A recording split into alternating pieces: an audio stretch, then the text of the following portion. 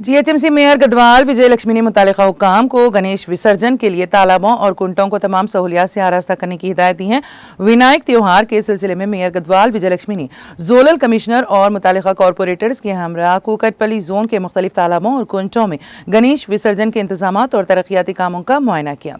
इस दौरान मेयर गदवाल विजय लक्ष्मी ने कुकटपली जोन के हुदूद में वाक़े हशमत पेट झील, बेबी पांड, प्रगति नगर तालाब, IGL झील, लिंगम तालाब, न्यू तालाब के अलावा दीगर तालाबों और कुंटों में विसर्जन के इंतजाम का मुआयना किया और अहदेदारों को कई तजावीज़ दी।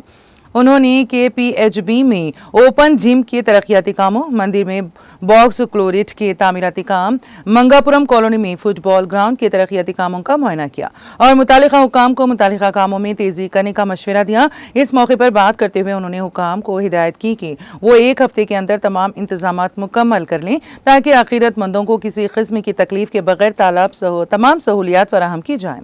और तालाबों और कुंटों पर नाखुशगवार वाक़यात को रोकने के लिए हिफाजती इक़दामात करने की भी हिदायत दी।